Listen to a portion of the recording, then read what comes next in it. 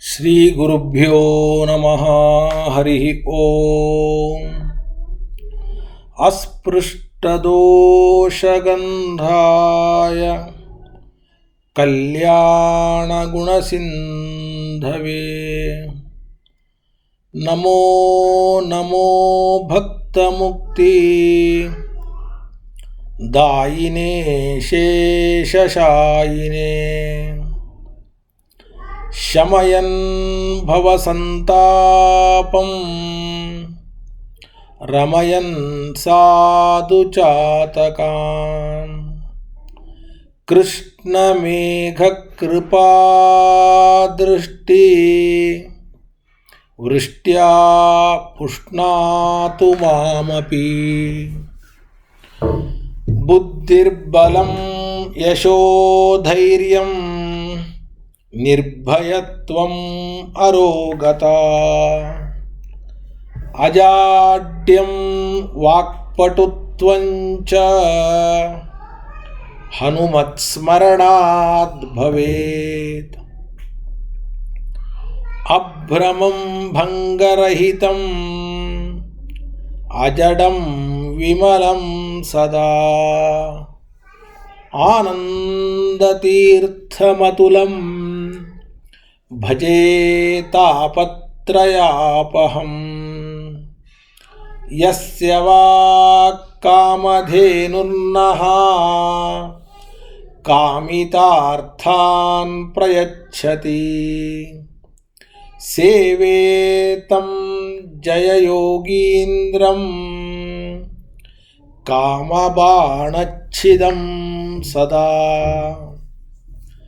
ಪ್ರಣಮತ್ಕಾಮಧೇನುಂಚ ಭಜತ್ಸುರತರೂಪಮಂ.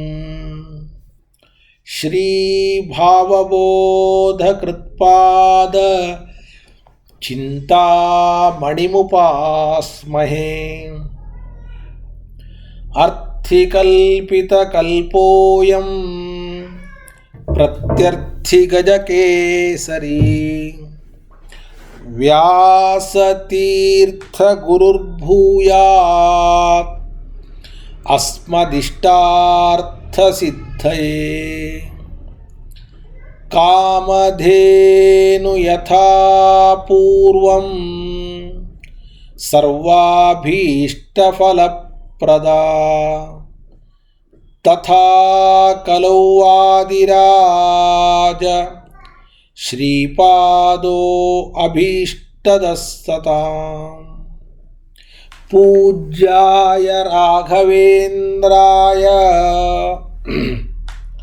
ಸತ್ಯಧರ್ಮರತಾಯ ಚ ಭಜತಾಂ ಕಲ್ಪವೃಕ್ಷಾಯ ನಮತಾಂ ಕಾಮಧೇನವೇ. ಆಸೇತೋ ರಾತುಷಾರಾದ್ರೇಃ ಯೋ ದಿಶೋ ಜಿತವಾನ್ ಮುಹುಃ. ಸತ್ಯಧ್ಯಾನ ಗುರುಪಾತು ಯತೀಂದ್ರೈರಪಿ ಪೂಜಿತಃ. ವೆಂಕಟೇಶಾದ್ರಿಮಾರಭ್ಯ ಸೇತುಂ ತೋತಾದ್ರಿಪೂರ್ವಕಾನ್. ಗತ್ವಾ ದಿಗ್ವಿಜಯೀ ಪಾತು ಸತ್ಯಾಭಿಜ್ಞಗುರುತ್ತಮಃ. ಸತ್ಯಾಭಿಜ್ಞಕರಾಬ್ಜೋತ್ಥಾನ್ ಪಂಚಾಶದ್ವರ್ಷಪೂಜಕಾನ್. ಸತ್ಯಪ್ರಮೋದತೀರ್ಥಾರ್ಯಾನ್ ನೌಮಿನ್ಯಾಯಸುಧಾರತಾಂ. ಆಪಾದಮೌಲಿಪರ್ಯಂತಂ ಗುರುಣಾಂ ಆಕೃತಿಂ ಸ್ಮರೇತ್. ತೇನ ವಿಘ್ನಾಃ ಪ್ರಣಶ್ಯಂತಿ ಸಿದ್ಧ್ಯಂತಿ ಚ ಮನೋರಥಾಃ. पृथ्वीमण्डलमध्यस्थाः पूर्णबोधमतानुगाः वैष्णवाः विष्णुहृदयाः तान् नमस्ते गुरून् मम शुभान् ध्यायन्ति ये कामान् गुरुदेवप्रसादजान् इतरान् आत्मपापोत्थान् तेषां विद्या फलिष्यति सृष्टिस्थित्यप्ययेह नियतिदृशितमो बन्धमोक्षाश्च यस्मात् अस्य श्री ब्रह्मरुद्र प्रभृति सुरनर द्विशशत्रात्मकस्य विष्णोर्व्यस्ताः समस्ताः सकलगुणनिधिः सर्वदोषव्यपेतः पूर्णानन्दो व्ययो यो गुरुरपि परमः चिन्तयेतं महान्तम् जन्माद्यस्य यतोऽन्वयादितरतश्चार्थेष्वभिघ्नस्वराट् तेने ब्रह्महृदाय आदिकवये मुह्यन्ति यं सूरयः तेजो वारिमृदां यथा विनिमयो यत्र त्रिसर्गो मृषा धाम्ना स्वेन सदा निरस्तकुहकं सत्यं परं धीमहि श्री गुरुभ्यो नमः हरिः ओम हरिः ओम हरिः ओम ಶ್ರೀಮದ್ ಭಾಗವತದ ಚತುರ್ಥ ಸ್ಕಂದದ 13ನೆಯ ಅಧ್ಯಾಯ 13ನೆಯ ಅಧ್ಯಾಯದಲ್ಲಿ 11ನೆಯ ಶ್ಲೋಕದಿಂದ ತಿಳಿದುಕೊಳ್ಳುವಂತಹ ಪ್ರಯತ್ನವನ್ನು ಮಾಡೋಣ. ಧ್ರುವ ಮಹಾರಾಜರ ಕಥೆಯನ್ನು ಕೇಳಿ ಆಯಿತು. ಧ್ರುವನ ಹಿರಿಯ ಮಗ ಅವನು ಉತ್ಕಲ ಅಂತ. ಆ ಉತ್ಕಲನು ಹುಟ್ಟುತ್ತಾ ಸ್ವಭಾವದಿಂದಲೇ ಅವನು ಬ್ರಹ್ಮಜ್ಞಾನಿ, ವಿರಕ್ತ. ಆದ್ದರಿಂದ ಎಲ್ಲ ಮಂತ್ರಿಗಳು ಅವನನ್ನು ಧ್ರುವನ ಸಿಂಹಾಸನದ ಮೇಲೆ ಕೂಡಿಸಲಿಕ್ಕೆ ಅಪೇಕ್ಷೆ ಪಡಲಿಲ್ಲ. ಆದ್ದರಿಂದ ಇನ್ನೊಬ್ಬ ಹೆಂಡತಿಯ ಮಗ, ಅವನ ಹೆಸರು ವತ್ಸರ ಅಂತ. ಆ ವತ್ಸರನನ್ನು ಎಲ್ಲರೂ ಕೂಡ ಸೇರಿ ಸಿಂಹಾಸನದ ಮೇಲೆ ಕೂಡಿಸಿದ್ದಾರೆ. ಆದರೆ ಇನ್ನೊಬ್ಬ ಹೆಂಡತಿಯಲ್ಲಿ ಇಬ್ಬರು ಮಕ್ಕಳು, ಕಲ್ಪ ಅಂತ ಒಬ್ಬನು, ವತ್ಸರ ಅಂತ ಒಬ್ಬನು. ಆದರೆ ವತ್ಸರ ಮಾತ್ರ ರಾಜನಾದ, ಕಲ್ಪನೂ ರಾಜನಾಗಲಿಲ್ಲ ಅಂತ. ಹಾಗಾದರೆ ಮೊದಲನೇ ಅವಕಾಶ ಅದು ಉತ್ಕಲನಿಗೆ, ಎರಡನೇ ಅವಕಾಶ ಕಲ್ಪನಿಗೆ, ಮೂರನೇ ಅವಕಾಶ ವತ್ಸರನಿಗೆ. ಮೊದಲನೇ ಅವಕಾಶ ಬೇಡ ಉತ್ಕಲನಿಗೆ. ಯಾಕೆ ಅಂದರೆ ಅವನು ಅಪರೋಕ್ಷ ಜ್ಞಾನಿ, ವಿರಕ್ತ. ಅವನು ಆಗಲಿಲ್ಲ ಅಂದರೆ ಎರಡನೇದಾಗಿ ಕಲ್ಪ ಸಿಂಹಾಸನವನ್ನು ಏರಬೇಕಾಗಿತ್ತು. ಕಲ್ಪ ಯಾಕೆ ಸಿಂಹಾಸನವನ್ನು ಏರಲಿಲ್ಲ? ಉತ್ಕಲ ಅವನ ತಮ್ಮ ವತ್ಸರ, ಉತ್ಕಲ ಅಲ್ಲ, ಅವನ ತಮ್ಮ ವತ್ಸರ, ಅವನು ಏರುವುದಕ್ಕೆ ಕಾರಣ ಏನು ಅನ್ನೋದನ್ನು ಬೇರೆ ಯಾವ ವ್ಯಾಖ್ಯಾನಕಾರರು ಕೂಡ ಹೇಳೋದಿಲ್ಲ. ಶ್ರೀಮದಾಚಾರ್ಯರು ಮಾತ್ರ ಪ್ರಮಾಣ ಪುರಸ್ಸರವಾಗಿ ಆ ವತ್ಸರನೇ ಮೂರನೆಯ ಮಗ, ಅವನೇ ರಾಜನಾಗಲಿಕ್ಕೆ ಕಾರಣವನ್ನು ಕೊಡ್ತಾರೆ. ಮೊದಲು ಮೂಲ ಶ್ಲೋಕವನ್ನು ಓದೋಣ.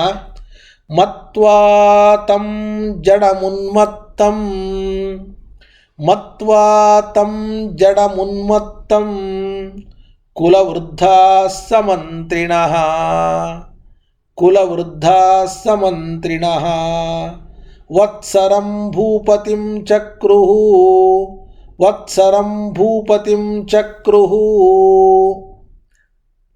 ಯವೀಯಾಂ ಸಂಭ್ರಮೇ ಸುತಂ ಯವೀಯಾಂ ಸಂಭ್ರಮೇ ಸುತಂ. ರಾಜಮನೆತನದ ಎಲ್ಲ ಹಿರಿಯ ಮಂತ್ರಿಗಳು ಸೇರಿ ಉತ್ಕಲನನ್ನು ವಿರಕ್ತ ಅಂತ ತೀರ್ಮಾನಿಸಿ ಭೃಮೀದೇವಿ ಅವರ ಎರಡನೇ ಮಗನಾದ ವತ್ಸರನನ್ನು ರಾಜನನ್ನಾಗಿ ಮಾಡಿದ್ದಾರೆ. ಇಲ್ಲಿ ಪ್ರಶ್ನೆ ಏನು? ಧ್ರುವನಿಗೆ ದೊಡ್ಡ ಹೆಂಡತಿ ವಾಯುಪುತ್ರಿ ಇಳಾದೇವಿ ದೊಡ್ಡ ಹೆಂಡತಿ. ಆ ವಾಯುಪುತ್ರಿಯಾದ ಇಳಾದೇವಿಯಲ್ಲಿ ಹುಟ್ಟಿದ ದೊಡ್ಡ ಮಗ ಉತ್ಕಲ. ಅವನು ಸಿಂಹಾಸನವನ್ನು ಏರುವುದಕ್ಕೆ ಅನರ್ಹನಾದರೆ ಕಿರಿಯ ರಾಣಿ ಎರಡನೇ ಹೆಂಡತಿ ಶಿಂಶುಮಾರನ ಮಗಳು ಭೃಮೀದೇವಿ ಅಂತ. ಆ ಭೃಮೀದೇವಿಯ ದೊಡ್ಡ ಮಗ ಕಲ್ಪನಿಗೆ ಸಿಂಹಾಸನ ಕೊಡಬೇಕಾಗಿತ್ತು. ಅವನಿಗೂ ಕೊಡದೇನೆ ತಮ್ಮನಾದ ವತ್ಸರನಿಗೆ ಈ ಸಿಂಹಾಸನ ಹೇಗೆ ಬಂತು ಅಂದರೆ ಅದಕ್ಕೆ ಒಬ್ಬ ವ್ಯಾಖ್ಯಾನಕಾರರು ಹೇಳ್ತಾರೆ, ಇವನು ವಿರಹ ದುಃಖದಿಂದ ವಿರಕ್ತನಾಗಿದ್ದಾಗ ಹುಟ್ಟಿದವನಂತೆ. ನೋಡಿ, ಕಲ್ಪನೂ ವಿರಕ್ತನಾಗಿದ್ದ, ಧ್ರುವ ಭಗವಂತನಿಂದ ವರ ಪಡೆದು ಬಂದವನು ಭಗವಂತನ ವಿರಹ ದುಃಖದಿಂದ ವಿರಕ್ತನಾಗಿದ್ದಾಗ ಅವನು ಹುಟ್ಟಿದಾನೆ ಕಲ್ಪ. ಆದ್ದರಿಂದ ಅವನು ಸಿಂಹಾಸನವನ್ನು ಏರಲಿಲ್ಲ ಅಂತ. ಆದರೆ ಇದಕ್ಕೆ ಸ್ಪಷ್ಟವಾದ ಏನೂ ಪ್ರಮಾಣವೂ ಇಲ್ಲ, ಸುಮ್ಮನೆ ಮೋಗಂ ಆಗಿ ಹೇಳಿದ್ದಾರೆ. ಆದರೆ ಶ್ರೀಮದಾಚಾರ್ಯರು ಮಾತ್ರ ಇದಕ್ಕೆ ಪ್ರಮಾಣ ಪುರಸ್ಪರವಾಗಿ ಸ್ಪಷ್ಟವಾದ ಉತ್ತರವನ್ನು ಕೊಡ್ತಾ ಇದ್ದಾರೆ. ಏನಂತ? ಕಲ್ಪಃ ಕಲ್ಪಾಭಿಮಾನಿ ಕಲ್ಪಃ ಕಲ್ಪಾಭಿಮಾನಿ ಸನ್ ಶಿಂಶುಮಾರಾನುಗಸ್ಥಿತಃ ಶಿಂಶುಮಾರಾನುಗಸ್ಥಿತಃ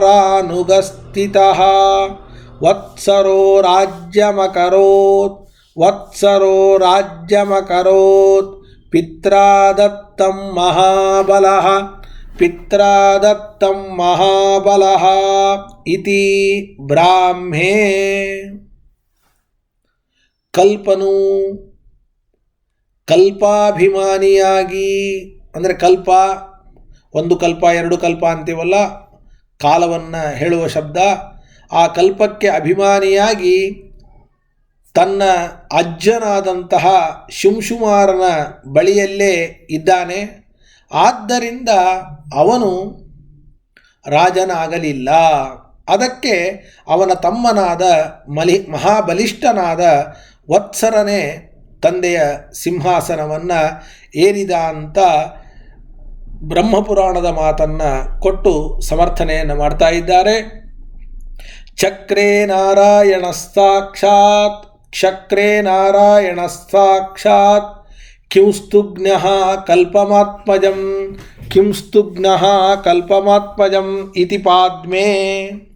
ಶಿಂಶುಮಾರರೂಪಿ ನಾರಾಯಣನು ತನ್ನ ಮಗನಾದ ಕಲ್ಪನನ್ನು ತನ್ನ ಮಗನನ್ನಾಗಿ ಮಾಡಿಕೊಂಡು ತನ್ನ ಬಳಿ ಇರಿಸಿಕೊಂಡಿದ್ದ ಅನ್ನುವುದಾಗಿಯೂ ಪದ್ಮಪುರಾಣ ಹೇಳ್ತದೆ.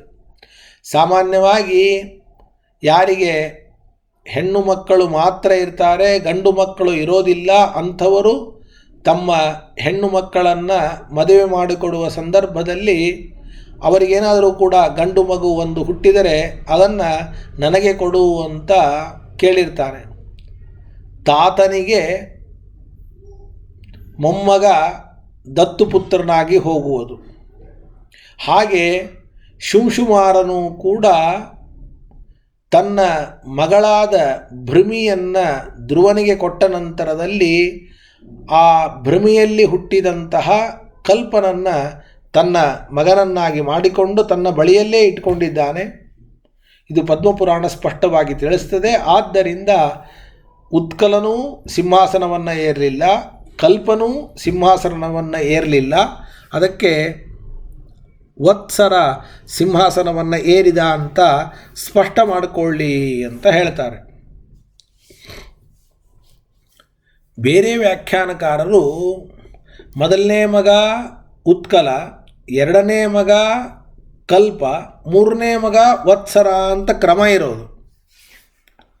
ಹಾಗಾದರೆ ಎರಡನೇ ಮಗನನ್ನು ಬಿಟ್ಟು ಮೂರನೇ ಮಗನಿಗೆ ಯಾಕೆ ಸಿಂಹಾಸನ ಅಂತಂದರೆ, ಅದಕ್ಕೆ ಎರಡನೇ ಮಗ ಅವನು ತನ್ನ ತಂದೆಯ ತಾತನ ಬಳಿಯಲ್ಲಿ ಇದ್ದದ್ದರಿಂದ ಎರಡನೇ ಮಗ ಪಡೀಲಿಲ್ಲ ಸಿಂಹಾಸನ, ಮೂರನೇ ಮಗ ಪಡೆದ ಅಂತ ನಾವು ಉತ್ತರ ಕೊಟ್ಬಿಟ್ವಿ. ಆದರೆ ಕೆಲವರು ಆಕ್ಷೇಪ ಮಾಡ್ತಾರೆ, ಅವು ಬೇರೆ ರೀತಿಯಾದ ಉತ್ತರ ಕೊಡೋಣ ಅಂತ ಹೇಳ್ತಾರೆ. ಏನು ಹೇಳ್ತಾರೆ ಅಂತಂದರೆ, ಎರಡನೇ ಮಗನೇ ವತ್ಸರ ಅಂತ ಹೇಳ್ತಾರೆ. ಉತ್ಕಲ, ಎರಡನೇವನು ಕಲ್ಪ ನೀವು ಹೇಳಿದ್ರಿ, ಅಲ್ಲ ಎರಡನೇವನೇ ವತ್ಸರ, ಕಲ್ಪನೆ ಕೊನೆಯವನು. ಹೀಗೆ ಹೇಳಿಬಿಟ್ರೆ ಎರಡನೇ ಮಗನಿಗೆ ಸಿಂಹಾಸನ ಸಿಕ್ಕಂಗಾಯ್ತಲ್ಲ ಅಂದರೆ ಹಾಗೆ ಹೇಳಲಿಕ್ಕೆ ಬರುವುದಿಲ್ಲ. ಯಾಕೆ ಅಂದರೆ ತತ್ಸುತೌ ಕಲ್ಪತರೌ ಅಂತ ಮಕ್ಕಳನ್ನು ಹೇಳುವಾಗ ಮೊದಲು ಕಲ್ಪ ಅನಂತರದಲ್ಲಿ ವತ್ಸರ ಅಂತ ಹೇಳಿದ್ದರಿಂದ ಕಲ್ಪನೆ ದೊಡ್ಡವನಾಗ್ತಾನೆ ಹೊರತಾಗಿ ವತ್ಸರ ದೊಡ್ಡವನು ಆಗಲಿಕ್ಕೆ ಸಾಧ್ಯ ಇಲ್ಲ. ಮೊದಲು ವತ್ಸರ ಹೇಳಿ ಕಲ್ಪ ಹೇಳಿ ಆ ಕ್ರಮ ಏನು ವಿವಕ್ಷಿತವಲ್ಲ. ಆದ್ದರಿಂದ ವತ್ಸರನನ್ನೇ ದೊಡ್ಡವ ಅಂತ ಅಂದ್ಕೊಳ್ಳೋಣ ಅಂತ ಪ್ರಶ್ನೆ ಬಂದರೆ, ಪುತ್ರಂ ಉತ್ಕಲನಾಮಾನಂ ಅಂತ ಉತ್ಕಲನನ್ನು ಹೇಳಿದ್ದರಿಂದ ಎಲ್ಲರಕ್ಕಿಂತ ಕಿರಿಯ ಉತ್ಕಲ ಅಂತ ಆಗಬೇಕಾಗ್ತದೆ ಕ್ರಮವನ್ನು ವಿವಕ್ಷೆ ಮಾಡಿದರೆ. ಅದಕ್ಕೆ ವಸ್ತುತಃ ಶುಂಶುಮಾರ ರೂಪಿ ಪರಮಾತ್ಮ ಇವನು ಪರಮಾತ್ಮನಾದದ್ದರಿಂದ ಮತ್ತು ಶುಂಶುಮಾರ ಲೋಕಕ್ಕೆ ಧ್ರುವ ಬರುವವನಾದ್ದರಿಂದ ಶುಂಶುಮಾರ ತನ್ನ ಪುತ್ರಿಯಾದ ಭೃಮಿಯನ್ನು ಮದುವೆ ಮಾಡಿಕೊಟ್ಟಿರ್ತಾನೆ. ಅವಳ ಮಕ್ಕಳಾದ ಕಲ್ಪ ವತ್ಸರರನ್ನು ಮೊದಲಿಗೆ ಹೇಳಿದೆ. ಆಮೇಲೆ ಹಿರಿಯ ರಾಣಿ ವಾಯುಪುತ್ರಿ ಇಳಾದೇವಿ, ಅವಳಲ್ಲಿ ಜನಿಸಿದವ ಉತ್ಕಲ ಅಂತ ದೇವರ ಮೊಮ್ಮಕ್ಕಳನ್ನು ಮೊದಲು ಹೇಳಿ ಆಮೇಲೆ ವಾಯುದೇವರ ಮೊಮ್ಮಕ್ಕಳನ್ನು ಹೇಳುವ ಅಭಿಪ್ರಾಯದಿಂದ ಉತ್ಕಲನನ್ನು ಕೊನೆಯಲ್ಲಿ ಹೇಳಿದ್ದು. ವಾಸ್ತವಿಕವಾಗಿ ಶುಂಶುಮಾರನ ಮಗಳು ಎರಡನೇ ಹೆಂಡತಿ,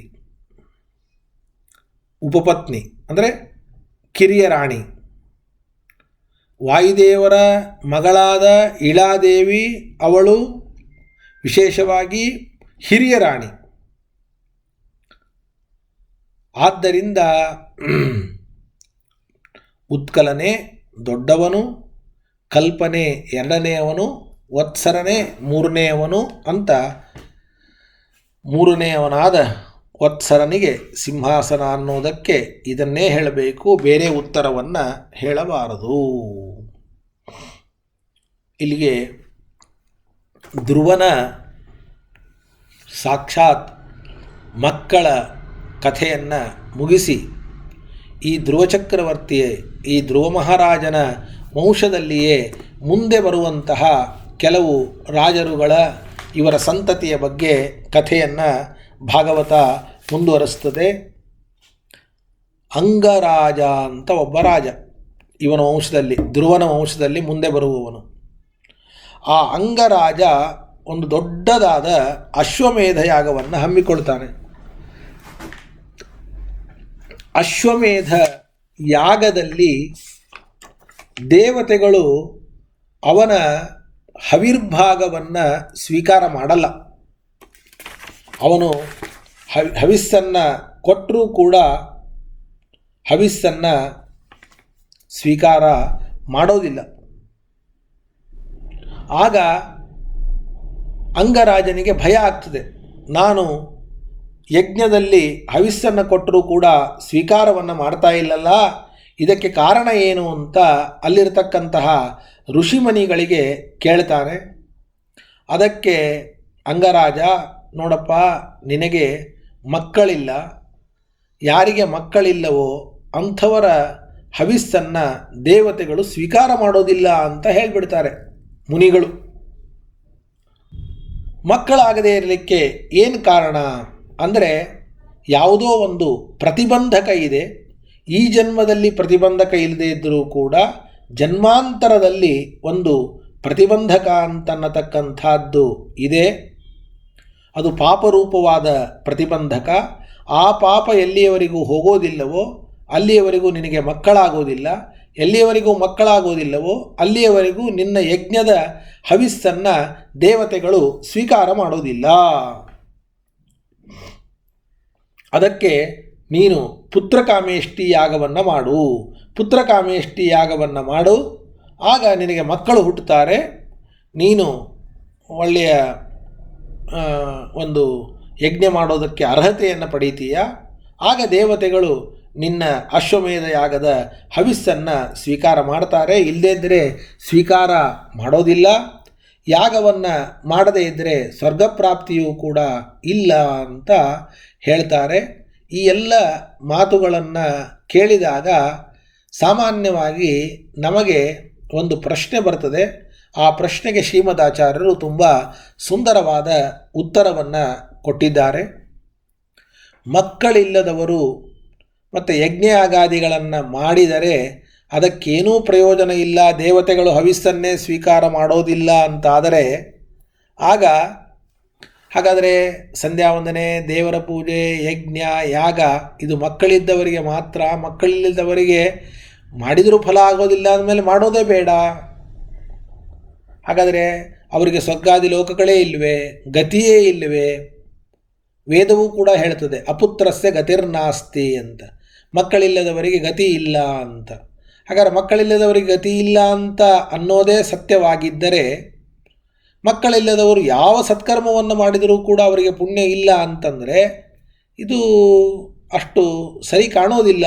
ಅಂದರೆ ಅದಕ್ಕೆ ಶ್ರೀಮದಾಚಾರ್ಯರು ಈ ಸಂದರ್ಭದಲ್ಲಿ ತಾತ್ಪರ್ಯದಲ್ಲಿ ಮಕ್ಕಳಿಲ್ಲದವರ ಪರಿಸ್ಥಿತಿಯನ್ನು ಬಹಳ ಸುಂದರವಾಗಿ ವಿವರಣೆ ಮಾಡ್ತಾರೆ. ಅದನ್ನು ನಾವು ಕೇಳಬೇಕು. ಮೊದಲು ಮೂಲ ಶ್ಲೋಕವನ್ನು ನೋಡೋಣ. ಸದಸ್ಯಾಹ ಊಚುಹು, ಅಂಗರಾಜನಿಗೆ ಹೇಳ್ತಾ ಇದ್ದಾರೆ ಏನಂತ?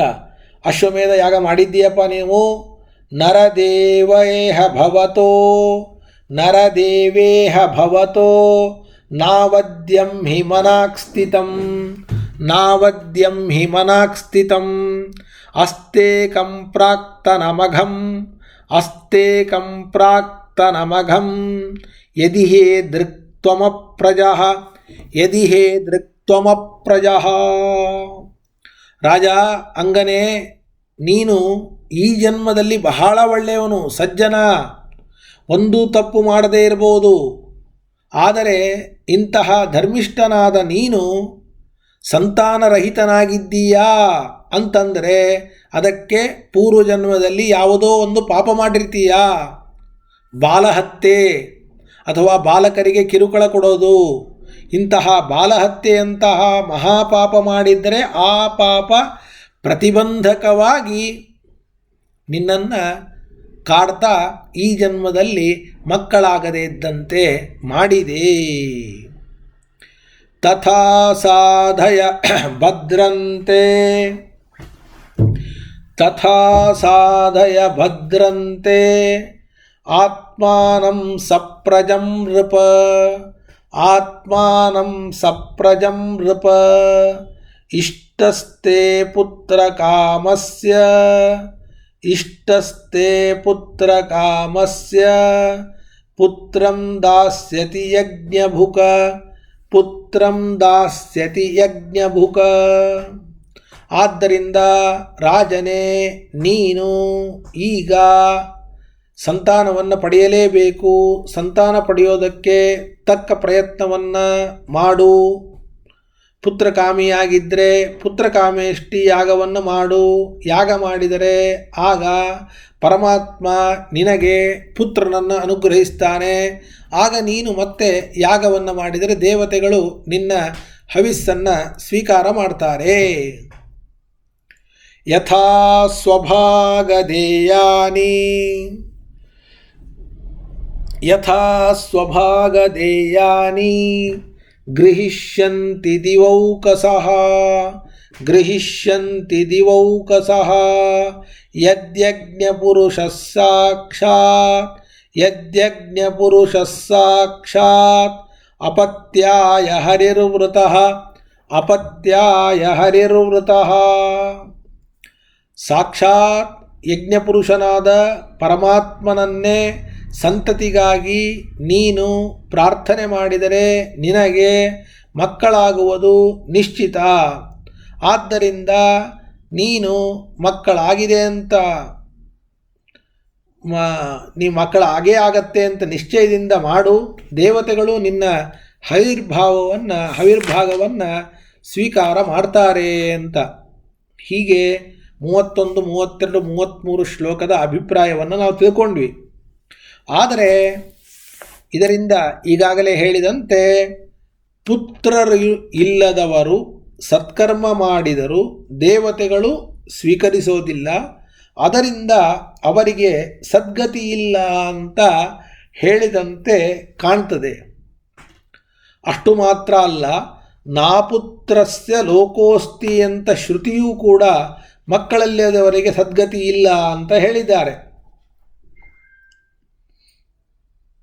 ಆದರೆ ಇದನ್ನು ನಮ್ಮ ಮೇಲ್ನೋಟಕ್ಕೆ ಇಷ್ಟೇ ಅರ್ಥವನ್ನು ಸರ್ವಥಾ ಮಾಡಿಕೊಳ್ಬಾರ್ದು. ಬೇರೆ ವ್ಯಾಖ್ಯಾನಕಾರರು ಹೇಳುವ ಅರ್ಥವನ್ನು ಮಾಡಿಕೊಳ್ಬಾರ್ದು. ಅವರೇನು ಹೇಳ್ತಾರೆ ಅಂತ ಕೇಳಿದರೆ, ಪುತ್ರಕಾಮೇಷ್ಟಿಯಾಗದಂತಹ ವಿಷ್ಣು ಯಾಗವನ್ನು ಅಂಗರಾಜ ಮಕ್ಕಳಿಗಾಗಿ ಮಾಡಿದ ಅಂತ ಇಟ್ಕೊಳ್ಳೋಣ. ಮಾಡಿದಾಗ ಅವನಿಗೆ ಮಕ್ಕಳು ಇಲ್ಲದೇ ಇದ್ದರೂ ಪರವಾಗಿಲ್ಲಪ್ಪ, ಇಂತಹ ಕೆಟ್ಟ ಮಗ ಹುಟ್ಟಬಾರ್ದು ಅಂತ ಪಶ್ಚಾತ್ತಾಪ ಮಾಡ್ತಾನೆ ಅಂಗರಾಜ. ಯಾಕೆಂದರೆ ವೇನ ಅನ್ನುವಂತಹ ತುಂಬ ತೊಂದರೆಯನ್ನು ಕೊಡುವ ದುಷ್ಟನಾದ ಮಗ ಹುಟ್ಟುತ್ತಾನೆ. ಹುಟ್ಟಿದಾಗ ವಿಚಾರ ಮಾಡ್ತಾನೆ ಅಂಗರಾಜ, ನನಗೆ ಮಕ್ಕಳಿಲ್ಲದೇ ಇದ್ದರೆ ಪರವಾಗಿತ್ತು, ಮಕ್ಕಳಾಗಿ ಇಂತಹ ಲೋಕಕಂಟಕನಾದ ದುಷ್ಟನಾದ ಮಗ ಆದ್ನಲ್ಲ ಅಂತ ಒದ್ದಾಡ್ತಾನೆ. ಹಾಗಾದರೆ ದುಷ್ಟನಾದ ಮಗನನ್ನು ಪಡೆಯುವುದಕ್ಕಿಂತ ಮಗ ಇಲ್ಲದೇ ಇರೋದೇ ಒಳ್ಳೆಯದು. ಇಂತಹ ಭಾರಿ ಭಾರಿ ಪುತ್ರಕಾಮೇಷ್ಟಿ ಯಾಗವನ್ನು ಮಾಡಿ ಮತ್ತು ಭಗವಂತನನ್ನು ಒಲಿಸಿಕೊಂಡು ದುಷ್ಟನಾದ ಮಗನನ್ನು ಪಡೆಯೋದು ಅಂದರೆ ಏನು? ಪುತ್ರಕಾಮೇಷ್ಟಿ ಯಾಗಕ್ಕೆ ಏನು ಬೆಲೆ ಬಂತು? ಅಥವಾ ಪರಮಾತ್ಮನಿಗೆ ಏನು ಬೆಲೆ ಬಂತು?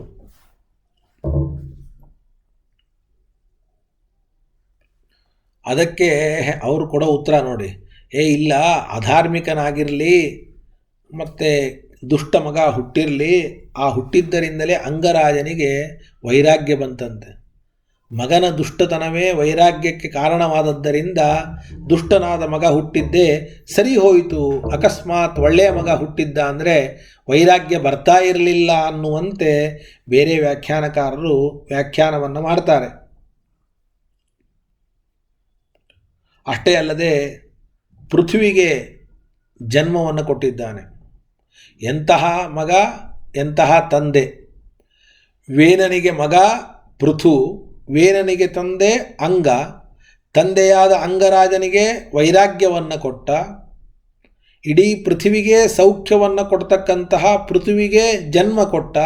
ಇದಕ್ಕಿಂತ ಭಾಗ್ಯ ಅವನು ದುಷ್ಟನಾಗಿದ್ದರೂ ಏನು, ಒಳ್ಳೆಯ ಮಗ ಒಳ್ಳೆಯ ತಂದೆಯನ್ನು ಕೊಟ್ಟಿದ್ದಾನೆ, ಮುಗಿದೋಯಿತು.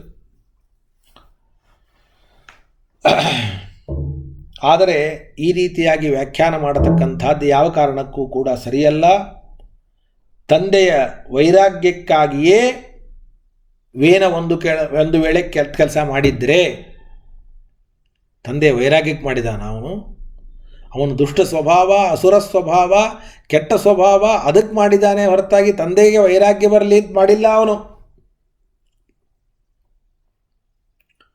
ಅವನು ತಾನು ಬದುಕಿರುವಾಗ ಅಕಸ್ಮಾತ್ತಾಗಿ ಪೃಥ್ವಿಗೆ ಜನ್ಮವನ್ನು ಕೊಟ್ಟಿದ್ದರೆ, ನೋಡಪ್ಪ, ವೇನ ತಾನು ಬದುಕಿದಾಗ ಎಂತಹ ಪುತ್ರರತ್ನ ಪೃಥ್ವಿಗೆ ಜನ್ಮವನ್ನು ಕೊಟ್ಟ, ಎಂತಹ ಮಹಾತ್ಮ ಅಂತ ಕೊಂಡಾಡ್ಬೋದಾಗಿತ್ತು. ಆದರೆ ಪೃಥು ಹುಟ್ಟಿದ್ದೇ ವೇನನಿಗೆ ಗೊತ್ತಿಲ್ಲ. ಮತ್ತು ಇವನ ಮನಸ್ಸಿನಲ್ಲಿ ತಾನು ಕೆಟ್ಟ ಆದದ್ದಕ್ಕೆ ಅಪ್ಪನಿಗೆ ವೈರಾಗ್ಯ ಬಂತು ಅಂತೂ ಕಲ್ಪನೆ ಇಲ್ಲ. ಅಪ್ಪನಿಗೆ ವೈರಾಗ್ಯ ಬರುವುದಕ್ಕಾಗಿ ತಾನು ಕೆಟ್ಟ ಕೆಲಸ ಮಾಡ್ತೇನೆ ಅನ್ನೋ ಉದ್ದೇಶವೂ ಕೂಡ ಅವನಿಗೆ ಇಲ್ಲ, ದುಷ್ಟ ಸ್ವಭಾವ. ಆಗ ನೀವು ಹೇಳಿದಂತೆ ಪುತ್ರಕಾಮೇಷ್ಟಿ ಯಾಗದಿಂದ ಇಂತಹ ಮಗನನ್ನು ಪಡೆದದ್ದು ಸರಿ ಹೋಗ್ತಾ ಇತ್ತು. ಆದ್ದರಿಂದ ಈ ತರಹ ಅರ್ಥವನ್ನು ಮಾಡುವುದು ಸರಿಯಲ್ಲ. ವಸ್ತುತಃ ಮಕ್ಕಳು ಇಲ್ಲದವರು ಮಾಡುವಂತಹ ಸತ್ಕರ್ಮವನ್ನು ದೇವತೆಗಳು ಸ್ವೀಕರಿಸೋದಿಲ್ಲ ಅಂತಲ್ಲ, 100% ಸ್ವೀಕರಿಸ್ತಾರೆ. ಆದರೆ ಮತ್ತೆ ಮುನಿಗಳೆಲ್ಲ ಹೇಳಿದರು, ನೋಡಪ್ಪ, ನೀನು ಮಕ್ಕಳಿಲ್ಲದವನು, ನಿನ್ನ ಹವಿಸ್ಸನ್ನು ಸ್ವೀಕಾರ ಮಾಡೋದಿಲ್ಲ, ನೀನು ಪುತ್ರಕಾಮೇಷ್ಟಿ ಯಾಗ ಮಾಡಿ ಮಕ್ಕಳನ್ನು ಪಡೆದು ಆಮೇಲೆ ಯಾಗವನ್ನು ಮಾಡಿದರೆ ನೀನು ದೇವತೆಗಳು ನಿನ್ನ ಹವಿಸ್ಸನ್ನು ಸ್ವೀಕಾರ ಮಾಡ್ತಾರೆ ಅಂತಿದೆಯಲ್ಲ, ಸ್ವರ್ಗಾದಿ ಲೋಕ ಪ್ರಾಪ್ತಿ ಆಗ್ತದೆ ಅಂತ ಹೇಳಿದಾರಲ್ಲ. ಅಂತಂದರೆ ಕೆಲವರು ಪುತ್ರನನ್ನು ಪಡೆಯಬೇಕೆಂದು ದೇವರ ಸಂಕಲ್ಪ ಇರ್ತದೆ, ಎಲ್ಲರಿಗೂ ಅಲ್ಲ ಈ ನಿಯಮ. ಕೆಲವರಿಗೆ ಪುತ್ರರು ಆಗುವ ಯೋಗ್ಯತೆ ಇರ್ತದೆ, ಕೆಲವರಿಗೆ ಪುತ್ರರಾಗುವ ಯೋಗ್ಯತೆ ಇರೋದೇ ಇಲ್ಲ. ಯಾರಿಗೆ ಪುತ್ರರಾಗುವ ಯೋಗ್ಯತೆ ಇದ್ದು ಪುತ್ರರಾಗಿರೋದಿಲ್ಲವೋ ಅಂಥ ಸಂದರ್ಭದಲ್ಲಿ ಯಾಗವನ್ನು ಮಾಡಿದಾಗ ದೇವತೆಗಳು ಹವಿಸ್ಸನ್ನು ಸ್ವೀಕರಿಸೋದಿಲ್ಲ ಅಂತ ಅರ್ಥವೇ ಹೊರತಾಗಿ, ಯಾರಿಗೆ ಪುತ್ರರಾಗುವ ಯೋಗ್ಯತೆ ಇಲ್ಲೇ ಇಲ್ಲವೋ ಅಂಥವರ ಹವಿಸ್ಸನ್ನು ದೇವತೆಗಳು ಸ್ವೀಕಾರ ಮಾಡೋದಿಲ್ಲ ಅಂತಲ್ಲ, ಅವಶ್ಯವಾಗಿ ದೇವತೆಗಳು ಸ್ವೀಕಾರ ಮಾಡ್ತಾರೆ. ಆ ಯಜ್ಞ ಪರಿಪೂರ್ಣವೂ ಆಗ್ತದೆ, ಅವರಿಗೆ ಆ ಯಜ್ಞದಿಂದ ಸ್ವರ್ಗವೂ ಆಗ್ತದೆ, ಸದ್ಗತಿಯೂ ಕೂಡ ಹಾಗೇ ಆಗ್ತದೆ. ಯಾರಿಗೆ ಮಕ್ಕಳನ್ನು ಪಡೆಯುವ ಯೋಗ್ಯತೆ ಇರ್ತದೆ ಅಥವಾ ಇವರಿಂದ ಮಕ್ಕಳು ಹುಟ್ಟಲಿ ಅಂತ ದೇವತೆಗಳ ಸಂಕಲ್ಪ ಇರ್ತದೆ, ಅಂಥವರು ಪುತ್ರನನ್ನು ಪಡೆಯದೆ ಸತ್ಕರ್ಮ ಮಾಡಿದರೆ ಅದನ್ನು ಸ್ವೀಕರಿಸೋದಿಲ್ಲ. ಆದ್ದರಿಂದ ಲೋಕಪ್ರಾಪ್ತಿಯೂ ಇಲ್ಲ. ಇದನ್ನು ನಾಪುತ್ರಸ್ಯ ಲೋಕೋಸ್ತಿ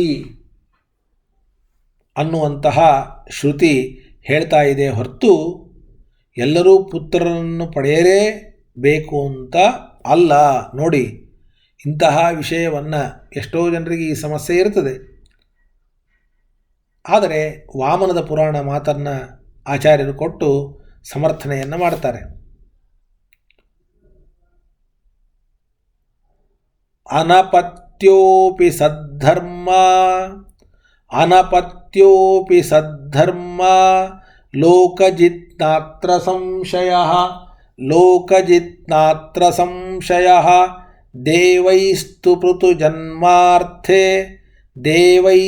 ಪೃಥು ಜನ್ಮಾರ್ಥೆ ಹವಿರಂಗಸ್ಯ ನೋ ಹೃತಂ. ವಿಹಿತವಾದ ಧರ್ಮವನ್ನು ಅನುಷ್ಠಾನ ಮಾಡುವವನಿಗೆ ಮಕ್ಕಳು ಇಲ್ಲದಿದ್ದರೂ ಪುಣ್ಯವೂ ಬರ್ತದೆ, ಸ್ವರ್ಗಾದಿ ಲೋಕ ಪ್ರಾಪ್ತಿಯೂ ಕೂಡ ಆಗ್ತದೆ. ಇದರಲ್ಲಿ ಯಾವ ಸಂಶಯವೂ ಇಲ್ಲ. ನಾತ್ರ ಸಂಶಯ.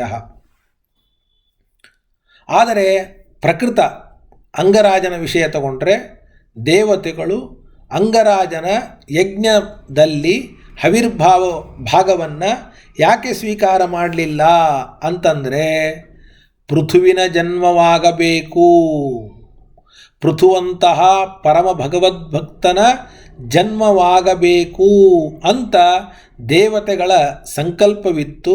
ಅದಕ್ಕಾಗಿ ದೇವತೆಗಳು ಅಂಗರಾಜನ ಹವಿಸ್ಸನ್ನು ಸ್ವೀಕಾರ ಮಾಡಲಿಲ್ಲ.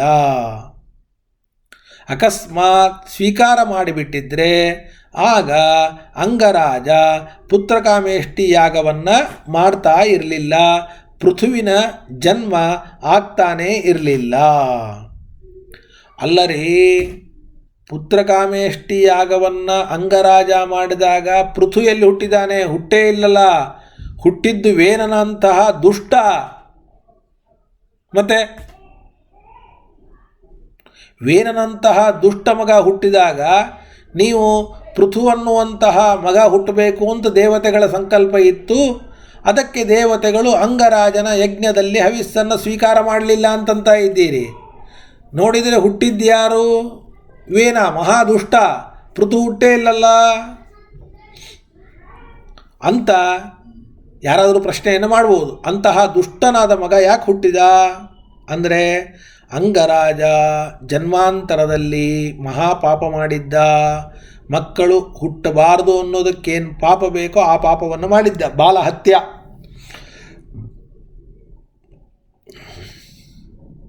ಆದ್ದರಿಂದಲೇ ಅವನಿಗೆ ಮಕ್ಕಳಾಗಿರಲಿಲ್ಲ. ಹಂಗಾರೆ ಪುತ್ರಕಾಮೇಷ್ಟಿ ಯಾಗ ಮಾಡಿದರೂ ಕೂಡ ಅವನಿಗೆ ದುಷ್ಟನಾದ ಮಗ ಜನಿಸಿದ್ದಾನೆ. ದುಷ್ಟ ಮಗ ಜನಿಸಿದ್ದಾನೆ ಅಂದ ಮಾತ್ರಕ್ಕೆ ವಿಷ್ಣುವಿನ ಆರಾಧನೆ ಏನು ಅವನು ಪುತ್ರಕಾಮೇಷ್ಟಿ ಯಾಗ ಮಾಡಿದ ಅದು ವ್ಯರ್ಥ ಅಂತ ಮಾತ್ರ ತಿಳಿಯಬೇಡಿ. ಅದು ಪೃಥುವಿನನ್ನು ತಂದುಕೊಡುವ ಮೂಲಕವಾಗಿ ಸಾರ್ಥಕವಾಗಿದೆ. ಸಾಕ್ಷಾತ್ತಾಗಿ ಪೃಥುವಿನನ್ನು ಕೊಡದೇ ಇದ್ದರೂ ಪುತ್ರಕಾಮೇಷ್ಟಿಯಾಗ ಸಾಕ್ಷಾತ್ತಾಗಿ ಕೊಟ್ಟದ್ದು ದುಷ್ಟನಾದ ವೇನನನ್ನು ಕೊಟ್ಟರೆ ಪುತ್ರಕಾಮೇಷ್ಟಿಗೆ ಏನು ಬೆಲೆ ಅಂತ ಪ್ರಶ್ನೆ ಬಂದರೆ ಸರ್ವತಾ ಹಾಗೆ ತಿಳ್ಕೊಳ್ಬೇಡಿ. ಪುತ್ರಕಾಮೇಷ್ಟಿಯಿಂದ ಮುಂದೆ ಧ್ರುವನಂತಹ ಮಹಾಭಗವದ್ಭಕ್ತ ಹುಟ್ಟಿದ್ದರಿಂದ ಅದು ಕೂಡ ಸಾರ್ಥಕನೇ. ಪುತ್ರಕಾಮೇಷ್ಟಿಯಿಂದಲೇ ಡೈರೆಕ್ಟಾಗಿ ಪೃಥು ಹುಟ್ಟಬೇಕಾಗಿತ್ತು. ಆದರೆ ವೇನ ಹುಟ್ಟಿ ಪೃಥು ಯಾಕೆ ಹುಟ್ಟಿದ ಅಂದರೆ ಈ ಅಂಗರಾಜ ಮಾಡಿದ ಹಿಂದಿನ ಜನ್ಮದಲ್ಲಿ ಮಾಡಿದ ಪಾಪ ಅತ್ಯಂತ ಪ್ರಬಲವಾದದ್ದರಿಂದ ಮಕ್ಕಳೇ ಹುಟ್ಟದೇ ಇದ್ದ ಪಾಪ ಇತ್ತು. ಮೊದಲನೇದ್ದು ಮಕ್ಕಳೇ ಹುಟ್ಟದೇ ಇರುವ ಪಾಪ, ಮಕ್ಕಳು ಹುಟ್ಟಿದರೂ ಕೂಡ ಒಳ್ಳೆಯ ಮಕ್ಕಳು ಹುಟ್ಟದೇ ಇರುವ ಪಾಪ. ಹಾಗೆ ಇವನು ಮಕ್ಕಳೇ ಹುಟ್ಟದ ಪಾಪ ಮಾಡಿದ್ದ. ಪುತ್ರಕಾಮೇಷ್ಟಿ ಆದದ್ದಕ್ಕೆ ಮಕ್ಕಳು ಹುಟ್ಟಿದರು, ಆದರೆ ದುಷ್ಟನಾದ ಮಗ ಹುಟ್ಟಿದ. ಇನ್ನೂ ಪರಮಾತ್ಮನ ಅನುಗ್ರಹದಿಂದ ಮಗನಾಗಿ ಪೃಥು ಹುಟ್ಟಿದ.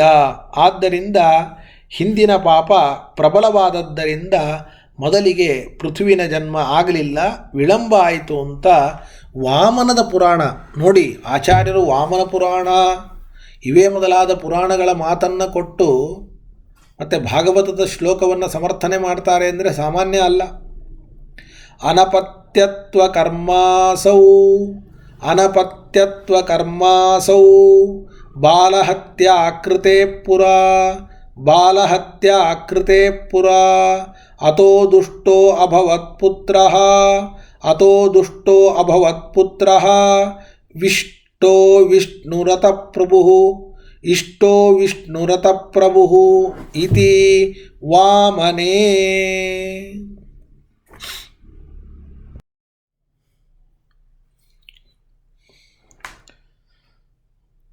ಇದಾದ ಮೇಲೆ 39ನೇ ಶ್ಲೋಕ. ಮೃತ್ಯು ಅಂತ ಒಬ್ಬ ದೊಡ್ಡ ಅಸುರ. ಆ ಅಸುರನಿಗೆ ಒಬ್ಬ ಮಗಳು, ಅವಳ ಹೆಸರು ಸುನೀತಾ ಅಂತ. ಆ ಸುನೀತೆಯ ಮಗ ವೇನ ತನ್ನ ಅಜ್ಜನನ್ನೇ ಅನುಸರಿಸಿ ವೇನ ಅಧಾರ್ಮಿಕವಾಗಿ ಬೆಳೆದ, ಅತೀ ನಾಸ್ತಿಕವಾಗಿ ಬೆಳೆದ. ವೇನ ಅನ್ನೋ ಶಬ್ದಕ್ಕೆ ಶಬ್ದಕೋಶದಲ್ಲಿ ಪ್ರಾಣಿ ಪೀಡಕ, ಹಿಂಸಕ ಅಂತ ಅರ್ಥ. ಅದಕ್ಕೆ ಅವರ ಅಪ್ಪ ನಾಮಕರಣ ಮಾಡಲಿಲ್ಲ. ಜನರೇ ಅವನ ಪೀಡೆಯನ್ನು ತಾಳಲಾರದೆ ಅವನಿಗೆ ವೇನ ಅಂತ ನಾಮಕರಣವನ್ನು ಮಾಡಿದರು ಅಂತ ಮೈತ್ರೇಯರು ವಿದುರಿಯರಿಗೆ ಹೇಳ್ತಾ ಇದ್ದಾರೆ. ಸಬಾಲ ಏವ ಪುರುಷೋ ಮಾತಾಮಹಮನೂಋತಃ ಅಧರ್ಮಾಂಶೋದ್ಭವಂ ಮೃತ್ಯುಂ ತೇನಾಭವದಧಾರ್ಮಿಕಃ ವೇನ ಬಾಲಕನಾಗಿದ್ದಾಗಲೇ ಅಧರ್ಮಕ್ಕೆ ಅಭಿಮಾನಿಯಾದ ಅಸುರನ ಅಂಶದಿಂದ ಹುಟ್ಟಿದ್ದ. ತನ್ನ ಅಜ್ಜನಾದ ಮೃತ್ಯುವನ್ನೇ ಅನುಸರಿಸುತ್ತಾ ಅಧಾರ್ಮಿಕವಾಗಿ ಬೆಳೆದ. ಸಶರಾಸನಮುದ್ಯಮ್ಯ ಮೃಗಯೂರ್ವನಗೋಚರಃ ನಗೋಚರಃ ಮೃಗಯುಃ ವನಗೋಚರಃ ಹಂತ್ಯ ಸಾಧು ಮೃಗಾನ್ ದೀನಾನ್ ವೇನಾಸೌ ಇತ್ಯರೌಜ್ಜನಃ ಅವನು ಬಿಲ್ಲು ಬಾಣವನ್ನು ಎತ್ಕೊಂಡು ಕಾಡಿಗೆ ಹೋಗಿ ಸುಮ್ಮನೆ ಬೇಟೆಯಾಡಿ ಹಿಂಸ್ರ ಪಶುಗಳಲ್ಲ, ಸಾಧು ಪ್ರಾಣಿಗಳನ್ನು ಬೇಟೆಯಾಡ್ತಾ ಇದ್ದ. ದೀನರಾದ ಜನರನ್ನು ನಿರ್ದಯವಾಗಿ ಕೊಲ್ತಾ ಇದ್ದ. ಇದನ್ನು ನೋಡಿ ಜನರು ಇವನು ವೇನ ಪ್ರಾಣಿಪೀಡಕ ಅಂತ ಕೂಗಿಕೊಳ್ಳಲಿಕ್ಕೆ ಶುರು ಮಾಡಿದರು. ಅದಕ್ಕೆ ಇವನಿಗೆ ವೇನ ಅನ್ನುವಂತಹ ಹೆಸರೇ ಪ್ರಸಿದ್ಧವಾಯಿತು.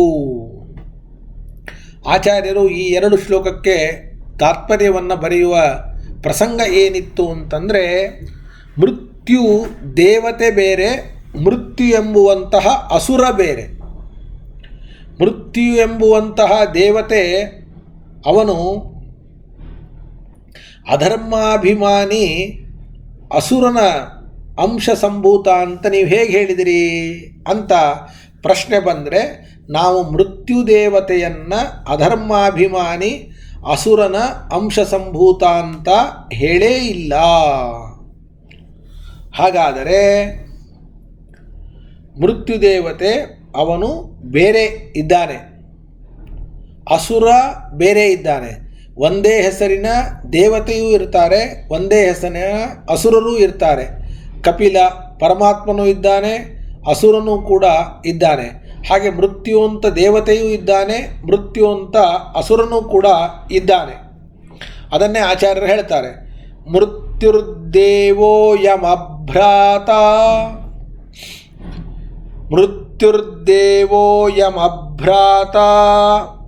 ವೇನ ಮಾತಾಮಹೋಸುರಃ ಪೀಡಾಂ ವೇನೇತಿ ಚ ಪ್ರಾಹುಃ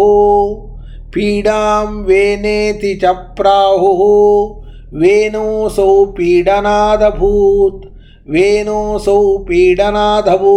ಇತಿ ಚ. ಮೃತ್ಯು ಎಂಬುವಂತಹ ದೇವತೆ ಬೇರೆ ಇದ್ದಾನೆ, ಅವನು ಯಮದೇವರ ಸಹೋದರ. ಇನ್ನೊಬ್ಬವನು ಮೃತ್ಯು ಅನ್ನುವವನು ಅಸುರ, ಅವನು ದೇವತೆ ಅಲ್ಲ. ಅವನೇ ವೇನನ ತಾಯಿಯಾದ ಸುನೀತೆಯ ತಂದೆ. ಪೀಡೆಯನ್ನು ವೇನ ಅಂತ ಕರೀತಾರೆ ಸಂಸ್ಕೃತದಲ್ಲಿ. ಪೀಡಕನಾದದ್ದರಿಂದ ವೇನ ಅಂತ ಎಲ್ಲರೂ ಕೂಡ ಕರೀಲಿಕ್ಕೆ ಶುರು ಮಾಡಿದರು ಅಂತ ಅದೇ ವಾಮನ ಪುರಾಣ ಹೇಳ್ತಾ ಇದೆ. ಭಾಗವತದಲ್ಲಿ ಮೃತ್ಯು ದೇವತೆಯನ್ನು ಅಧರ್ಮಾಂಶೋದ್ಭವಂ ಮೃತ್ಯು ಅಂತಂದಿದ್ದಾರೆ. ಮೃತ್ಯು ದೇವತೆಯನ್ನು ಅಧರ್ಮಾಂಶ ಸಂಭೂತ ಅಂತ ಹೇಳಿಲ್ಲ. ಅಧರ್ಮ ಎಂಬುವಂತಹ ಅಸುರನ ವಂಶದಲ್ಲಿ ಬಂದ ಕಲಿ, ಆ ಕಲಿ ಎಂಬ ಅಸುರನ ಮಕ್ಕಳು ಇಬ್ಬರಿದ್ದಾರೆ, ಮೃತ್ಯು ಮತ್ತು ಭಯ ಅಂತ. ಆ ಮೃತ್ಯುವನ್ನು ಅಸುರಾಂಶ ಸಂಭೂತ ಅಂತ ಹೇಳಿದೆ ಹೊರತಾಗಿ ಮೃತ್ಯು ದೇವತೆಯನ್ನು ಅಸುರಾಂಶ ಸಂಭೂತ ಅಂತ ಭಾಗವತ ಹೇಳಿಲ್ಲ ಅಂತ ಆಚಾರ್ಯರು ಸ್ಪಷ್ಟಪಡಿಸ್ತಾ ಇದ್ದಾರೆ. ಇಲ್ಲಿಗೆ 13ನೇ ಅಧ್ಯಾಯ 4ನೇ ಸ್ಕಂದದ್ದು ಮುಕ್ತಾಯವಾಯಿತು.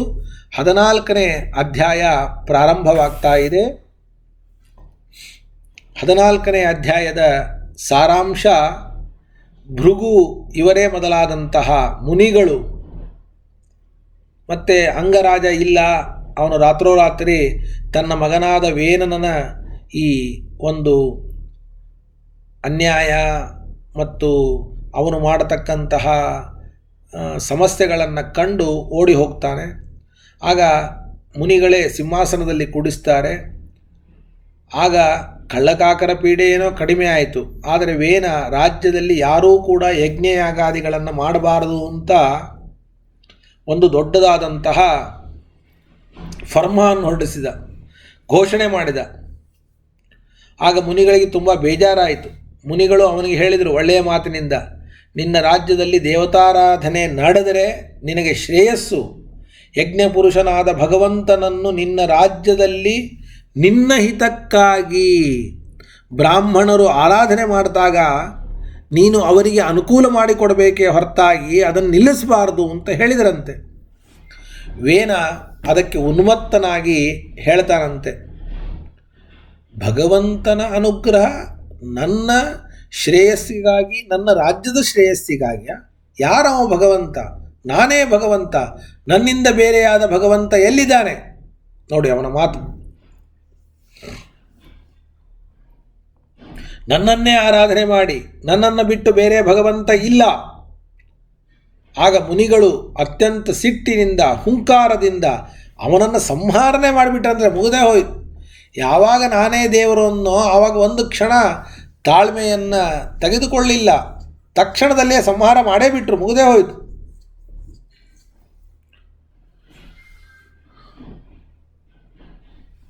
ಆಗ ಅಂಗರಾಜನ ಉತ್ತಮವಾದ ವಂಶ ನಿಂತು ಹೋಗಬಾರ್ದು ಅಂತ ವೇನನ ಏನು ಮೃತವಾದ ಶರೀರ ಇದೆಯೋ ಅದನ್ನು ಮಥನ ಮಾಡಿದರಂತೆ. ತೊಡೆಯನ್ನು ಮಥನ ಮಾಡಿದಾಗ ಪಾಪಪುರುಷನಾದಂತಹ ನಿಷಾಧ ಅಂತ ಅವನು ಹುಟ್ಟಿದ್ನಂತೆ. ಆ ನಿಷಾಧನ ಸಂತತಿಯವರೇ ಇವತ್ತು ಕಾಡಿನಲ್ಲಿ ಬೇಡರವರು ಅಂತ ಆಗಿದ್ದಾರೆ. ಅವನ 2 ತೋಳುಗಳನ್ನು ಮಥನೆ ಮಾಡಿದಾಗ ಒಂದು ತೋಳಿನಿಂದ ಗಂಡು, ಇನ್ನೊಂದು ತೋಳಿನಿಂದ ಹೆಣ್ಣು ಮಗುವಿನ ಜನನ ಆಗಿದೆ. ಗಂಡೆ ಪೃಥು, ಹೆಣ್ಣು ಅದು ಅರ್ಚಿದೇವಿ. ಆ ಪೃಥು ಭಗವಂತನ ಅವತಾರ ಅಲ್ಲ, ಭಗವಂತನ ರಾಜರಾಜೇಶ್ವರರ ರೂಪದ ಆವೇಶ ಮಾತ್ರ ಪೃಥುವಿನಲ್ಲೇ ಹೊರತಾಗಿ ಯಾವುದೇ ಕಾರಣಕ್ಕೂ ಕೂಡ ಭಗವಂತನ ಅವತಾರ ಅಂತ ಕೆಲವರು ಹೇಳ್ತಾರೆ. ಸರ್ವಥಾ ತಿಳಿದುಕೊಳ್ಳಬೇಡಿ. ಹೆಣ್ಣಿನಲ್ಲಿಯೂ ಕೂಡ ಲಕ್ಷ್ಮೀದೇವಿಯ ಆವೇಶವೇ ಹೊರತಾಗಿ ಲಕ್ಷ್ಮಿಯೇ ಅರ್ಚಿ ಅನ್ನುವ ಹೆಣ್ಣಲ್ಲ.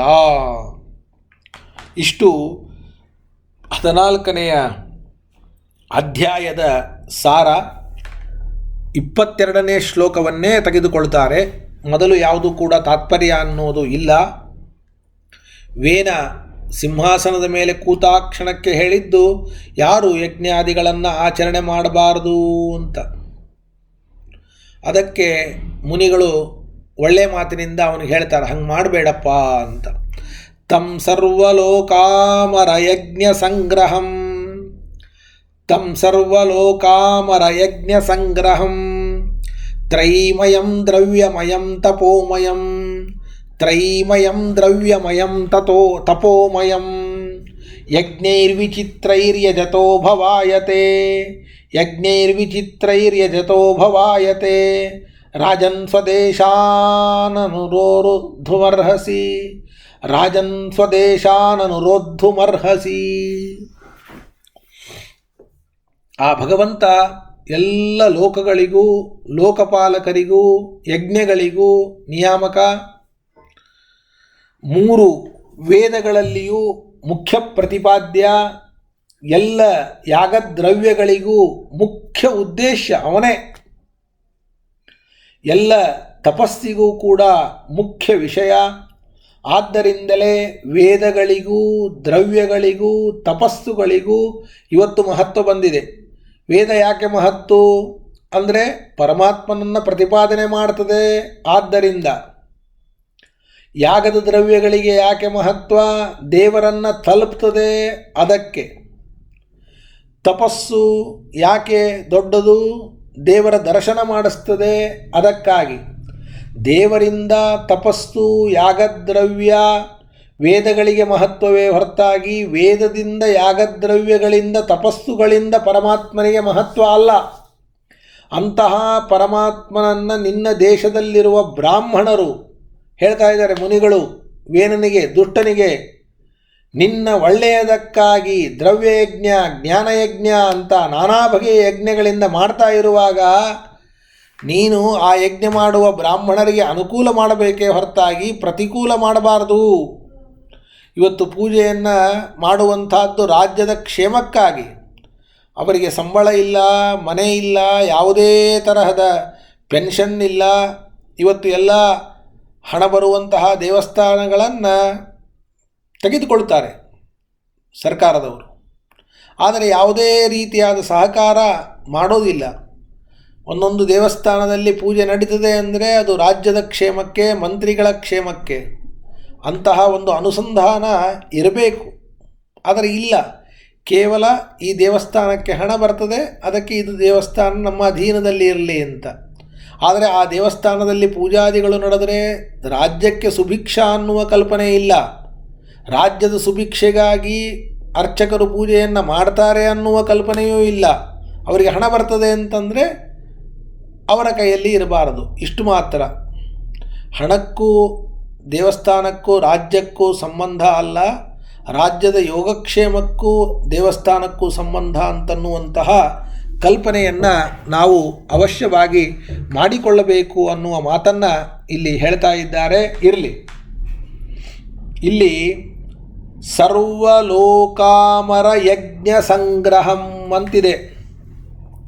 ಸರ್ವಲೋಕಗಳಿಗೂ ಲೋಕಪಾಲಕರಾದ ಇಂದ್ರಾದಿ ದೇವತೆಗಳಿಗೂ ಯಜ್ಞಗಳಿಗೂ ಸಂಗ್ರಹ ಅಂದರೆ ನಿಯಾಮಕ ಅಂತ ಅರ್ಥ. ಆದರೆ ಇದನ್ನು ನಾವು ಬೇರೆ ಮತದಲ್ಲಿ ಕೂಡಿಸೋದು ಕಷ್ಟ. ಯಾಕೆ ಅಂದರೆ ಬೇರೆಯವರ ಮತದಲ್ಲಿ ಪರಮಾತ್ಮ ಜಗತ್ತಿಗೆ ಕರ್ತ ಆಗಿರುವಂತೆ ಉಪಾದಾನನೂ ಕೂಡ ಆಗಿದ್ದಾನೆ.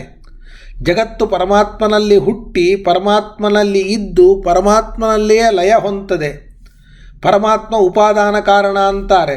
ಅದರಂತೆ ಸರ್ವಲೋಕಗಳ ಅಮರರ ಅಂದರೆ ದೇವತೆಗಳ ಯಜ್ಞಗಳ ಸಂಗ್ರಹ ಯಾರಲ್ಲಿ ಇದೆಯೋ ಅವನು ಪರಮಾತ್ಮ ಅಂತ ಹೇಳ್ತಾರೆ. ಆದರೆ ಆಚಾರ್ಯರು ನಿಯಾಮಕ ಅಂತ ವ್ಯಾಖ್ಯಾನವನ್ನು ಮಾಡ್ತಾರೆ. ಶ್ರೀಮದ್ ಆಚಾರ್ಯರು ತೋರಿಸಿರುವಂತಹ ಸ್ಕಾಂದ ಪುರಾಣದ ವಚನವನ್ನು ನಾವು ಅವಶ್ಯವಾಗಿ ತಿಳಿಯಬೇಕು.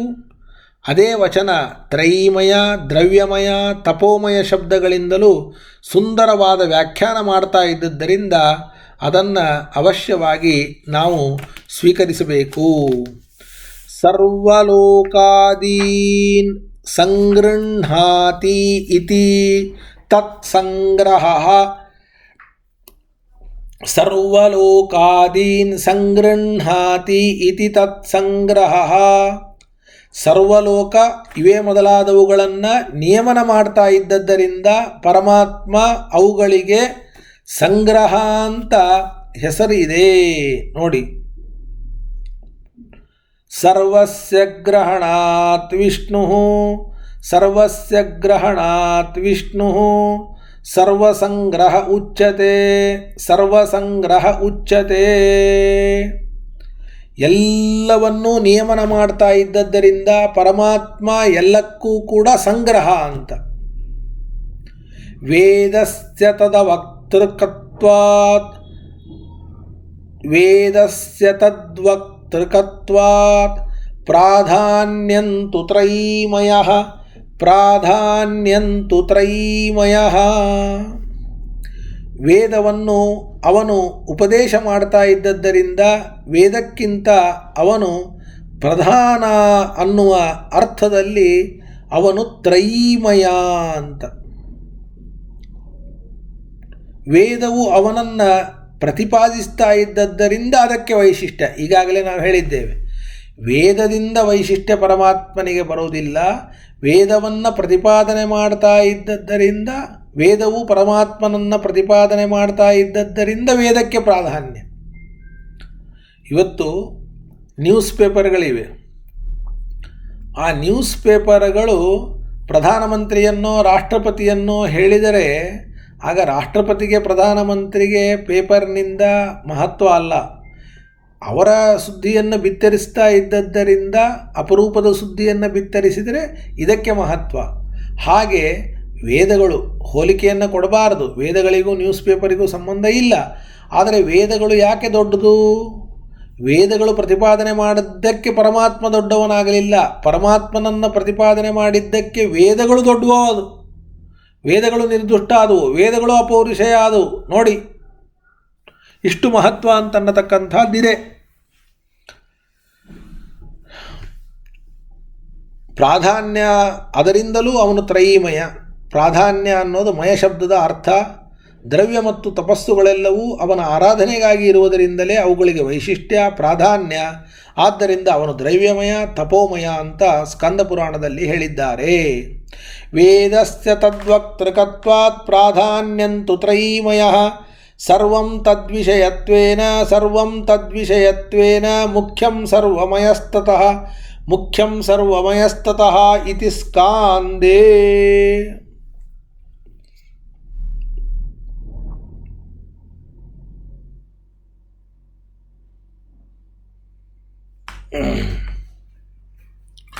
ಹೀಗೆ ಸ್ಕಂದ ಪುರಾಣದ ಮಾತನ್ನು ಕೊಟ್ಟು ಈ ಒಂದು ಭಾಗವತ ಮುಂದೆ ವರಿತದೆ. ಇವತ್ತು ಅನಂತ ಚತುರ್ದಶಿ ಅಂತ ಎಲ್ಲರೂ ಕೂಡ ಅನಂತನ ಹಬ್ಬವನ್ನು ಆಚರಣೆ ಮಾಡಿದ್ದೀರಿ. ನಮ್ಮ ಪರಮಾತ್ಮನನ್ನು ಮಾತ್ರ ನಾವು ಅನಂತ ಅಂತ ಕರಿಬೇಕು.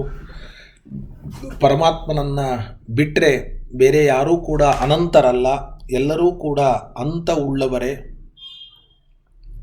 ಲಕ್ಷ್ಮೀದೇವಿಯಿಂದ ಪ್ರಾರಂಭ ಮಾಡಿಕೊಂಡು ಎಲ್ಲ ಚರಾಚರ ಪ್ರಾಣಿಗಳು ಕೂಡ ಅಂತವುಳ್ಳವರೇ, ಯಾರೂ ಕೂಡ ಅನಂತರಲ್ಲ. ಅಂತ ಅಂದರೆ ಕೊನೆ, ಅನಂತ ಅಂದರೆ ಕೊನೆ ಇಲ್ಲದವನು. ಮುಖ್ಯವಾಗಿ ಮೂರರ ಕೊನೆ ಇರಬಾರದು. ದೇಶದ ಕೊನೆ ಇರಬಾರದು, ಕಾಲದ ಕೊನೆ ಇರಬಾರದು, ಗುಣದ ಕೊನೆ ಇರಬಾರದು. ನಮಗೆ ದೇಶದ ಕೊನೆಯೂ ಇದೆ, ಈ ದೇಶದಲ್ಲಿದ್ದರೆ ಇನ್ನೊಂದು ದೇಶದಲ್ಲಿ ಇರಲಿಕ್ಕಾಗೋದಿಲ್ಲ. ಕಾಲದ ಕೊನೆಯೂ ಇದೆ, ಈಗಿರ್ತೇವೆ, ಇನ್ನು ಎಷ್ಟೋ ನಮ್ಮ ಆಯುಷ್ಯು ಅದಾದ ಮೇಲೆ ಇರೋದಿಲ್ಲ. ಅದರಂತೆ ಗುಣಗಳಂತೂ ಪೂರ್ಣವಾಗಿರ್ಲಿಕ್ಕೆ ಸಾಧ್ಯ ಇಲ್ಲ, ಗುಣದ ಕೊರತೆ ಅಂತೂ ಉಂಟೇ ಉಂಟು. ಹೀಗೆ ಗುಣದ ಅಂತ ಇದೆ, ಕಾಲದ ಅಂತ ಇದೆ, ದೇಶದ ಅಂತ ಇದೆ. ಆದ್ದರಿಂದ ನಾವೆಲ್ಲರೂ ಕೂಡ ಅನಂತರಾಗಲಿಕ್ಕೆ ಸಾಧ್ಯನೇ ಇಲ್ಲ. ಪರಮಾತ್ಮ ಮಾತ್ರ ದೇಶದ ಕೊನೆ ಇಲ್ಲದವನು, ಕಾಲದ ಕೊನೆ ಇಲ್ಲದವನು, ಗುಣದ ಕೊನೆ ಇಲ್ಲವನು.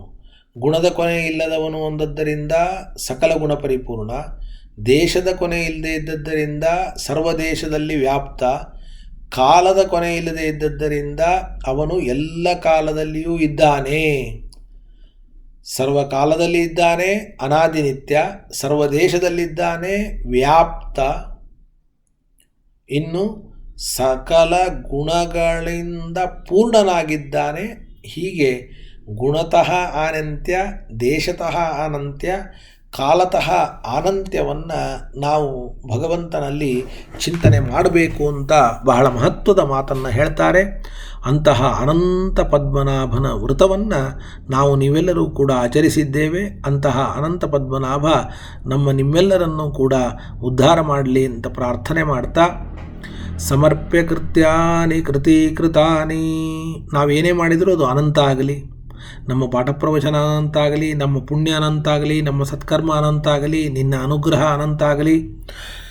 ಸಮರ್ಪ್ಯ ಕೃತ್ಯಾನಿ ಕೃತೀಕೃತಾನಿ ವ್ಯಾಸಾಯ ಭೂಮ್ನೆ ಸುಕೃತಾನಿ ತಾವತ್ ಕರಿಷ್ಯಮಾಣಾನಿ ಚ ತಸ್ಯ ಪೂಜಾಂ ಸಂಕಲ್ಪಯಾಮಾಸ ಸಶುದ್ಧ ಬುದ್ಧಿಃ ಬ್ರಹ್ಮಾರ್ಪಣಂ ಬ್ರಹ್ಮಹವಿ ಬ್ರಹ್ಮಾಗ್ನೌ ಬ್ರಹ್ಮಣಾಹುತಂ ಬ್ರಹ್ಮೈವ ತೇನ ಗಂತವ್ಯಂ ಬ್ರಹ್ಮಕರ್ಮ ಸಮಾಧಿನ ನಾಹಂ ಕರ್ತಾ ಹರಿಕರ್ತಾ ತತ್ಪೂಜಾ ಕರ್ಮ ಚಾಖಿಲಂ ತಥಾಪಿ ಮತ್ಕೃತಾ ಪೂಜಾ ತತ್ಪ್ರಸಾದೇನ ನಾನ್ಯಥಾ ತದ್ಭಕ್ತಿಸ್ತತ್ಫಲಂ ಮಹ್ಯಂ ತತ್ಪ್ರಸಾದ ಪುನಃ ಪುನಃ ಕರ್ಮನ್ಯಾಸೋ ಹರಾವೇವಂ ವಿಷ್ಣೋಸ್ತೃಪ್ತಿಕರಃ ಸದಾ ಶುಭಾನ್ ಧ್ಯಾಯಂತಿ ಯೇ ಕಾಮಾನ್ ಗುರುದೇವ ಪ್ರಸಾದಜಾನ್ ಇತರಾನ್ ಆತ್ಮಪಾಪೋತ್ಥ ತೇಷಾಂ ವಿದ್ಯಾ ಫಲಿಷ್ಯತಿ.